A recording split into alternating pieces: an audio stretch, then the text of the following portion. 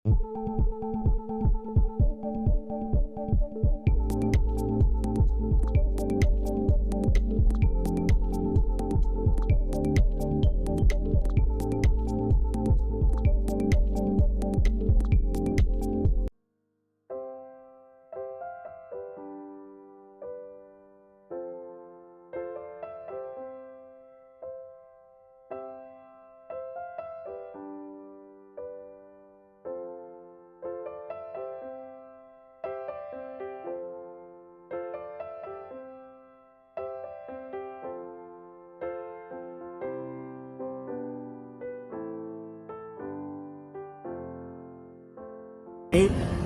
mendampingi klien dalam rangka pemeriksaan penyelidikan.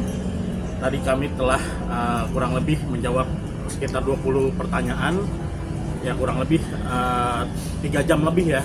Tadi sekitar 3 jam kami telah memberikan bukti-bukti rekaman terkait podcast Dr. R ya, RL dan juga saudara EM ya, EM. Kami juga tadi sudah menyerahkan transkrip percakapan-percakapan di poin-poin mana yang tentunya yang jadi bahan laporan kami seperti itu. Oke, Bang Herwanto, mungkin tadi pertanyaan seputar apa aja mungkin, Bang? Ya, tadi kelihatannya memang berbeda ya. Ini kan LPS yang kedua nih. LPS yang pertama itu memang kelihatannya dia panjang. Tapi tadi sedikit lah. Karena memang ini menurut saya juga ini unsur pidananya memang kuat. Jadi sehingga tadi tidak terlalu bertele-tele. Hanya ya kurang lebih 20 pertanyaan lah. Artinya sangat itu berbeda lah. Nah, jadi tadi kita sudah serahkan transkripnya, terus juga videonya kita serahkan semua. Jadi tadi kelihatannya juga pemeriksa juga kelihatannya sudah nggak terlalu bingung juga, karena memang begitu kita tadi tonton sama-sama, memang kalimat yang benar-benar artinya menimbulkan kebencian tuh. Jadi unsur dari pasal itu kan dia harus menimbulkan kebencian. Apalagi sekarang kan komen-komennya itu luar biasa banyak nih kebenciannya, bahkan saya lihat malah lebih daripada itu. Jadi kalimat yang diucapkan Eldi Amiron ini kan dia bilang Muslim ini menyamakan, bahkan memaksa-maksakan. Jadi Isa itu adalah Yesus, Yesus itu adalah Isa. Nah, ngapain disama-samakan, ngapain dipaksa-paksakan katanya? Dengan mengabaikan sejarah. Ini adalah iman yang mati. Nah, disitulah kalimat itu ya yang benar-benar bisa menimbulkan kebencian. Karena saya sendiri juga sebagai umat Muslim ya, iman itu kan yang menyelamatkan kita nih. Umat Muslim itu yang menyelamatkan iman. Kalau ilmu itu yang menuntun. Nah, sama seperti Eldi Amiron, dia punya ilmu, itu kan yang menuntun. Kalau iman yang menyelamatkan kita. Nah, sementara menurut Eldi Amiron itu orang yang memaksa atau menyamakan bahwa Yesus adalah Isa, Isa adalah Yesus dengan mengabaikan sejarah katanya. Buka dong sejarah dunia katanya.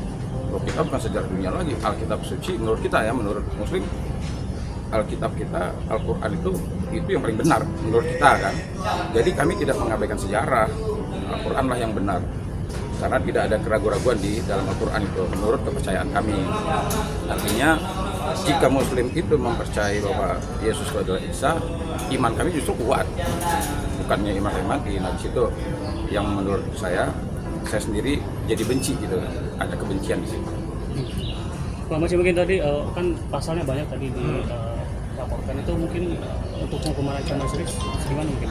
Untuk ancaman hukuman tentunya pasal 28 ayat 2 tentunya 6 tahun dan denda 1 miliar rupiah. Ancamannya 6 tahun penjara dan denda 1 miliar rupiah. Adapun setiap orang yang dengan sengaja dan tanpa hak menyebarkan informasi yang ditujukan untuk menimbulkan suatu kebencian dan permusuhan yang mengakibatkan adanya pergesekan antara suku, agama, dan ras, dan antar golongan atau sara. Kurang lebih seperti itu. Dan juga kami melaporkan pasal 156 KUHP 156A KUHP yang ancamannya 4 tahun penjara. Gitu. Ini untuk KM sendiri sama untuk dokter itu sendiri gimana mungkin? Apakah sama semuanya pasalnya atau mungkin ada bedanya? Ya, kalau pasal 28 ayat 2 Junto 45 ayat 2 Undang-Undang ITE kan itu dalam ranah transaksi elektronik kan, adanya penyebaran di media sosial dan media elektronik, dan itu ancamannya 6 tahun dan denda 1 miliar rupiah karena emang didistribusikan dan ditransmisikan di media elektronik. Itu untuk RL berarti ya? Iya, dan kan siapa yang berbicara tetapi siapa juga yang mendistribusikan, ya itu saya rasa kami yakin akan kena seperti itu. Oke, mungkin Bang Hermanto kan ini LP kedua Bang. Ya. Untuk LP pertama seperti apa Bang? LP pertama justru kemarin itu baru beberapa hari nih diperiksa nih, ada BAP tambahan yang mungkin ya dalam minggu ini mungkin terlapor akan dipanggil, ya Dr. Richard sudah dipanggil tuh. Nah saya mau menerangkan ini ya, jadi kan banyak orang bertanya nih sama saya juga, Bang kesalahannya Dr. Richard itu di mana? Kan yang menyimpulkan itu kan si Elia Miron. Nah saya mau bahas nih, dulu tahun 1990 itu ada Arswendo Atmawiloto. Dia itu apa namanya, kalau nggak salah dia apa ya, redaksi di suatu apa tabloid. Nah dia mengadakan jajak pendapat. Nah zaman dulu masih pakai kartu pos tuh. Jadi siapa orang yang berpengaruh di Indonesia ini, di dunia kalau nggak salah. Jadi kartu pos itu dikirimkan tuh. Nah kartu pos itu Nabi Muhammad tuh urutan kalau nggak salah 11. Kalah sama Iwan Fals kalau nggak salah dia. Soeharto nomor pertama. Artinya jajak pendapat itu kan nggak salah kan, karena memang faktanya seperti itu. Dia dimasukkanlah ke tabloid itu. Nah begitu dia dimasukkan, besoknya umat muslim marah. Akhirnya dia dilaporkan. Akhirnya dia dihukum 5 tahun. Nah sama, Richard Lee juga sama begitu. Artinya tanggung jawabnya di mana? Kalau di tabloid itu dia harus ada penyuntingan, karena dia selaku redaksi. Nah kalau kita di sekarang ini sudah media sosial sekarang ini harus ada editing. Nah kalau seandainya semua yang dimasukkan itu mentah-mentah di-upload tuh, maka dia tidak mengediting tuh. Nah inilah kesalahannya yang tadi seperti Bang Maci tadi bilang, pasal 28 ayat 2 itulah tadi. Jadi kenanya dia itu di pasal 28 ayat 2 itu karena dia mengupload tanpa editing. Jadi biar orang selama ini kan termasuk juga Richard juga sempat ngomong gini, loh kan yang ngomong bukan saya, yang ngomong kan orang lain, bukan saya, kenapa saya dilaporkan? Nah ini kesalahan dia nih, karena dia tidak memahami itu. Nah pasal 28, kalau kita mau pilah nih, pasal 28 ayat 2 itu sebenarnya yang dikenakan sama Richard nih, 156A-nya bisa si Elia Miron, karena masing-masing punya peran sendiri. Ini kan 2 LP, berarti apakah pasalnya nambah atau memang satu pasal aja atau gimana mungkin? Karena berbeda antara laporan yang pertama dan kedua. Kalau yang pertama kan mengenai simsalabim kun fayakun mau jadi Tuhan dalam podcast, dan terlapornya pun berbeda, yang mengundang narasumbernya pun berbeda. Seperti itu. Ini laporan kami terhadap podcast yang kedua seperti itu. Dan ini sekarang kita telah bukti dari LP-nya ya, kita pertanggal 4 Desember kemarin, dan sekarang alhamdulillah dari Polda Metro Jaya sudah mengundang kami untuk klarifikasi terhadap laporan kami seperti itu. Ya. Kemarin kan sudah aksi damai, demo di depan klinik itu, belum ada tanggapan sampai sekarang? Kemarin sih saya ada yang hubungin, dia bilang kan, Bang bukannya Richard sudah minta maaf, dia bilang kan. Terus juga sudah dihapus, enggak, podcastnya masih ada. Cuman yang dihapus sama dia itu di Instagram memang ada. Waktu itu kan dia setelah dia menghubungi Elia Miron kembali tuh, yang tersebar di media sosial tuh, kan ada tuh voice note dia tersebar di media sosial tuh. Nah dia kan akan mengadakan lagi tuh dengan judul apakah Nabi Isa dan Yesus itu pribadi yang sama. Dia minta vote tuh, silahkan vote di page saya, dia bilang.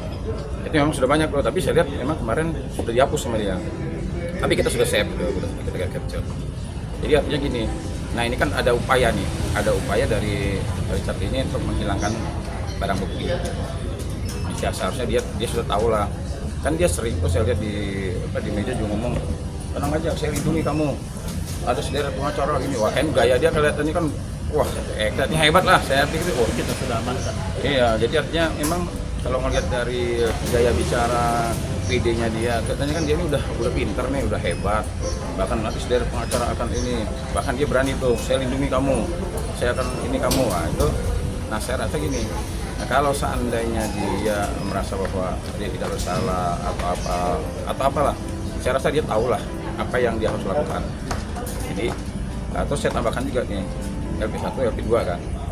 Nah, tadi juga ada pertanyaan bahwa menurut abang apa sih itu tujuan dari Dr. Richard ini? Kan sudah jelas tuh voice note-nya itu. Yang pertama viewers, dia bilang 3 juta viewers lebih. Sekarang malah 5 juta tuh. Artinya tujuan dia adalah cuan atau karena viewers bicaranya. Yang kedua, memang sengaja menciptakan ujaran kebencian. Karena dia kasih tema kan langsung kan, udah kamu Elia kamu bahas saja masalah Nabi Isa dan Yesus. Nah, artinya secara spesifik dia kasih tema. Nah, untungnya memang ini kan tidak terjadi ya, karena sudah berburu dihapus dia. Nah, andai kata ini terjadi kan lebih kacau lagi. Padahal sudah tahu Elia Mirata sudah mengatakan bahwa oh beda dong katanya. Yesus ya Yesus, Isa ya Isa, orang lahirnya juga beda kok. Satu di bawah pohon kurma, satu di kandang domba, nah, satu tempat di sini, itu beda. Nah, andai kata pas diadu lagi kan makin seru lagi, makin hot lagi nih. Nah, artinya gini, memang tujuan dia ini memang sengaja cari cuan yang pada akhirnya bisa memecah belah kerukunan antar umat beragama. Bang Macu bisa disebut bukti-buktinya atau enggak Bang Macu? Iya, tadi kita telah melampirkan bukti-bukti secara ini ya, di hadapan penyelidik ya, dari screenshot, dari video recorder, dan kita telah transkrip juga udah kita transkrip, seluruh isi podcast kita transkrip. Nah, tentunya itu nanti akan menjadi bukti dari tim penyelidik Polda Metro Jaya, dan juga tentunya nanti kita akan menghadirkan ahli-ahli juga gitu, yang tentunya ahli agama, ahli PA, ahli bahasa, dan semuanya juga nanti untuk memperkuat laporan kami seperti itu. Mungkin proses selanjutnya ada lagi nggak mungkin Bang? Kita belum tahu ya, karena kita juga tadi sudah mendapatkan undangan untuk di pemeriksaan klarifikasi terhadap klien saya di hari ini. Mungkin kita tunggu saja dari tim penyelidik untuk mengundang saksi-saksi yang lainnya. Itu Pak. Bang, berarti bisa ditegaskan Richard ini udah menghilangkan barang bukti Bang tadi apa bilangnya? Ya, karena ada memang yang sudah di-upload dia ke Instagram. Tadi saya cari, udah nggak ada lagi. Ya, artinya upload itu. Saya ada buktinya bahwa dia pernah upload itu. Nah, sekarang udah nggak ada lagi upload itu. Artinya kan ini ada upaya dong, ada dugaan upaya bahwa dia ingin menghilangkan barang bukti. Sebenarnya gini, LP1 sama 2 kan, memang ada beberapa yang beda narasumbernya. Tapi LP2 ini memperkuat, ya mempertebal bahwa memang Richard ini ya artinya apa yang ada di dalam pasal yang dilaporkan itu semakin kuat. Karena dari LP1, LP2 ini sama aja, bahkan LP2 ini semakin memperjelas, semakin memperterang bahwa inilah apa yang ada di dalam unsur pasal itu ya sudah menurut kita sudah cukup lah.